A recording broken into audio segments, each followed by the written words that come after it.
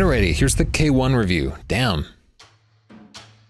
For the real world part of this review, we headed to California to meet up with Eric and Stephanie Lowenbach and explore LA, the Mojave, and the Sierras.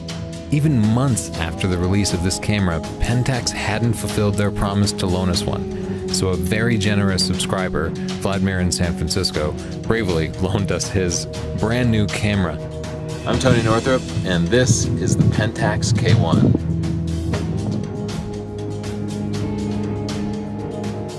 When we were shooting landscapes, Eric was using his 5 DSR, Chelsea was using her D810, and I was the only one with a tilt screen, and it made my life so much easier. We all put our cameras on the tripod, but I didn't have to be laying in the ground to try to look at the viewfinder or to see the live view screen squarely.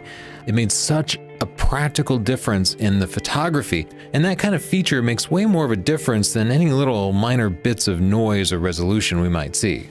I don't know why they don't put tilt screens in like pro bodies, because the 5 DSR that I got here, well, it's on my strap right now, because it would be way harder to use. To be able to see the live view or to look through the viewfinder, I'd have to be really just on the ground.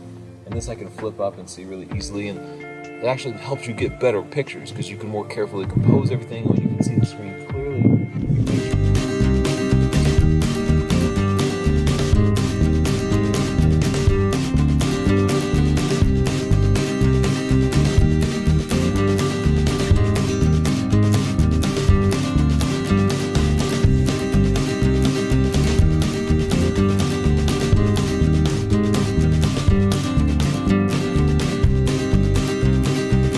So here's the problem with the Pentax. It's the lenses. Yes, Pentax will show you this picture, but the official list from Pentax shows only 7 full-frame lenses optimized for digital. This unofficial Pentax forum list shows 15 full-frame lenses that should be compatible with the K1, but that's compared to hundreds of Canon and Nikon compatible lenses. All the other Pentax lenses are APS-C, which will reduce resolution to 16 megapixels. Just for example, if you want to shoot wider than 24 millimeters, you can buy the Pentax 15-30 f2.8. But if you have a Canon body, you could get that same lens, the Tamron 15-30, and it would be $100 cheaper, in fact. Or you could buy the Canon 8-15 millimeter f4 and go super wide, the Canon 11-24 mm f2.8, the Canon 16-35 f4, or the Canon 17-40 f4. Or you can go third party and get the Tokina 16-28 or the Sigma 12-24. Or go prime and get the excellent Sigma 20mm f1.4, Canon 14mm f2.8, the Canon 20mm f2.8, the Rokinon 14mm, or the Rokinon 8mm. And the Canon lenses range in cost from $225 to $2,900. You just have a lot more choices, and it's a real drawback. If there were more lenses here, I'd recommend this Pentax over just about anything. Just make sure you have the lenses you need before you buy into it. My favorite feature of the K1 isn't the sensor stabilization or the tilty screen, it's a smart dial on top. So if you want to just change your exposure compensation with this third dial here, you set it to the plus minus. If you want to change your ISO with it, set it to ISO. You can even set on bracketing or turn on your Wi-Fi with this dial. It's so much easier than having to go through the menus. You almost never have to dig into the menus. Good work, Pentax. For the sports test, we took the cameras out to this flat lake bed in the middle of the desert and raced the stupid rental car across it. And it did terribly. It just did terribly. All the focusing points are crammed in the middle, so you don't really get a choice about the composition. There's no thumbstick to allow you to quickly change the focusing point, so you're trying to use that stupid directional pad, which isn't very convenient.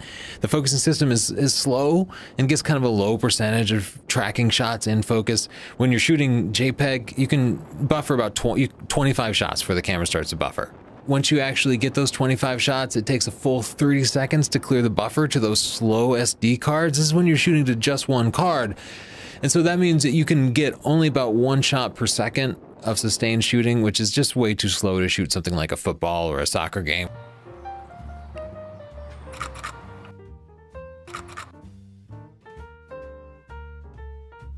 I'm Matt Granger.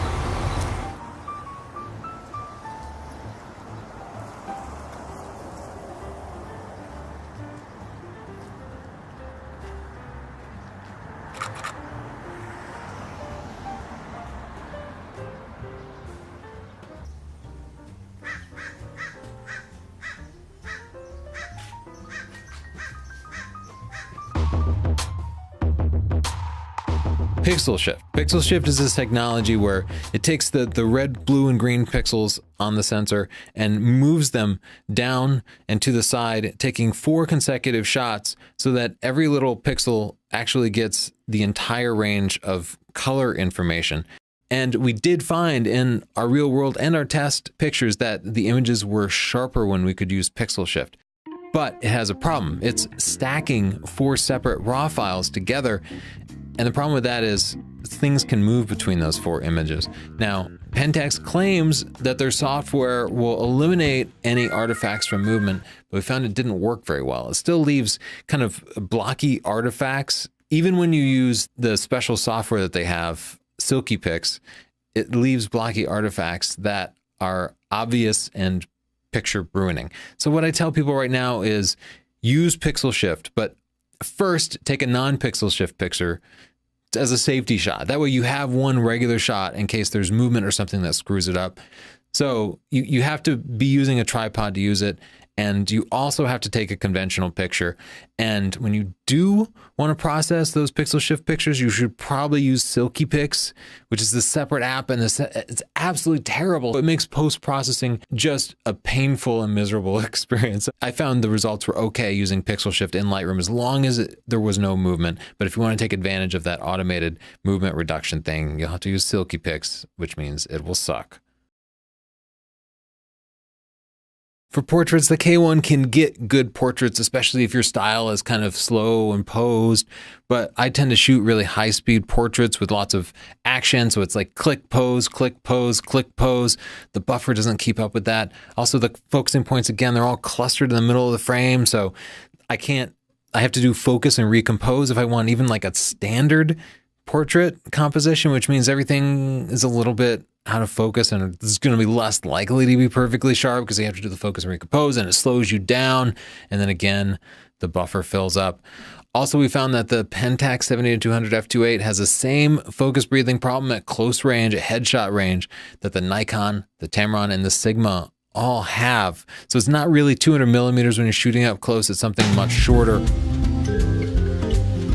If you tether in the studio like we do for portraits, this thing's unworkable. It's got 36 megapixel RAW files that are about like 40 megabytes each, but it needs to pipe them through this USB 2 connection. The Nikon and the Canon high megapixel cameras have USB 3 connections, of course. The image quality though was spectacular. We actually think the K1 and the D810 share a sensor. Now, this gets a little confusing because of ISO, because every camera manufacturer cheats ISO because everybody likes to compare ISO 100 on a camera to ISO 100 on another camera. And so what happens was, over time, manufacturers started lying about what their ISOs were, and they started getting lower and lower. So ISO 64 on the Nikon D810, it has an extra low ISO, native ISOs I'm talking about here. ISO 64 is actually ISO 50. But here's the weird thing, on the K1, ISO 100 is actually ISO 50. So the K1 has a base ISO of 100, but it measures at ISO 50. So it actually takes twice as much light to properly expose an ISO 100 picture as the ISO standards say that it should. So we're really getting far askew. Anyway, I think the Nikon D810 and the Pentax K1 both have the same base ISO, which is okay once you know about that. But if you're looking at trying to compare ISO 100 to ISO 100 here, you have to shoot in RAW and then just adjust the exposure. So we did that in those comparisons, and the pictures really look indistinguishable. Compared to the 5DSR, the images are a tiny bit cleaner, but we actually prefer the 5DSR RAW files because you can always clean them up by increasing the noise reduction, and that trades some of the extra detail that you get from the 50 megapixel sensor. But they're both very good, and I wouldn't complain about either one. But the 5DSR images we just prefer for the post-processing.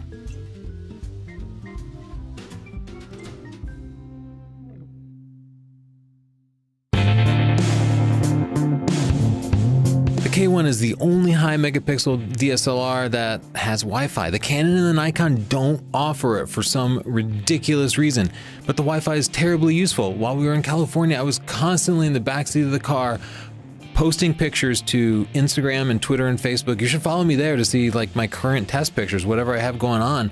and it worked. But so it's better because it's got it, and I couldn't have done anything with a Nikon or Canon, but the app is terrible. The Pentax Wi-Fi app is appalling. It's like 10 years behind. Like, you can't rotate it horizontally to see your pictures, and it's just so clumsy to try to get some picture onto Instagram or Twitter. It's worse than any other manufacturer's apps, except it's better than nothing. So I actually have to give them points for that awful Wi-Fi app. Another really important feature that the K1 has that the Canon and Nikon lack is sensor stabilization. So this, instead of putting the stabilization in the lens, they put it in the sensor, and that's just better. According to all of our testing, it's just flat out better. And here's why. Stabilized lenses work fine. They've been around for a long time, but when you make a stabilized lens, you have to put extra optics in there and extra electronics that move these elements around. And anytime you put more elements in a lens, you're gonna reduce the sharpness and the contrast and all the things that make a lens great. It's the same reason that zooms tend to be less sharp than primes. They have to be more complex. Horizon correction, a minor little feature, but it takes that sensor stabilization and uses it to twist the sensor to the side like that. So it will automatically level your pictures for you.